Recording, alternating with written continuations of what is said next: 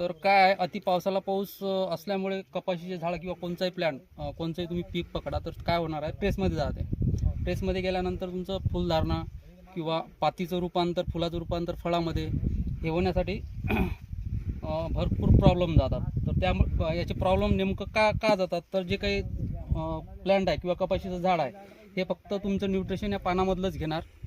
खालचं जे मुडी वगैरे आहे ते बंद पडलेले राहते. खालचं जे न्यूट्रिशन आहे ते झाड अपटेक करत नाही आणि पाणी पण झाड घेत नाही. त्यामुळे तुमचं पाती गळ होणे किंवा फेरची डिफिशियन्सी येणे झाडावरती.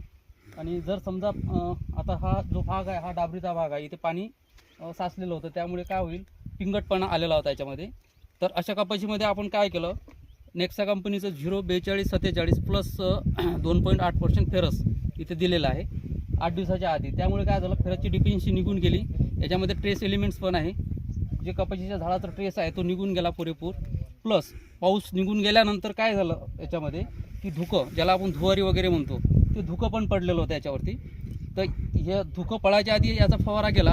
याचा फवारा म्हणजे तुमचं जे फॉस्फरस आहे हे हाय, याच्यामध्ये फॉस्फरस गेलेला आहे 42%, 47% पेंटॉक्साइड पोटॅश पण गेलेला आहे. त्यामुळे काय झालं, धुक्याचा याच्यामध्ये काही परिणाम झाला नाही. म्हणजे जेणेकरून याची ज्या कपाशीची जे पर्णछिद्र राहतात, या पर्णछिद्रामधून ही ऑक्सिजन घेते म्हणजे कपाशीचं झाड, आणि ऑक्सिजन घेतल्यामुळे जे त्यांचं अपटेकिंग वगैरे आहे ते व्यवस्थितशीर राहते झाडाचं.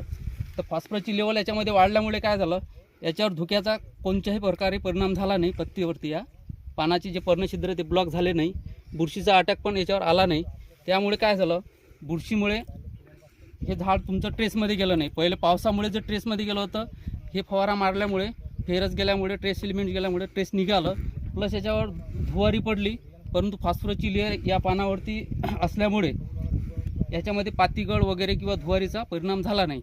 तरी सर्व शेतकरी बंधूंनी एकदा तरी नेक्सा कंपनीचं 04247, जर कपाशी तुमची पिंगट पडलेली असेल, पातीगळ होत असेल किंवा कपाशीचे ट्रेसमध्ये गेली असेल कपाशी किंवा पातीगळ होत असेल, तर अशा कंडिशनमध्ये याचा फवारा आपण घेऊ शकतो. धन्यवाद.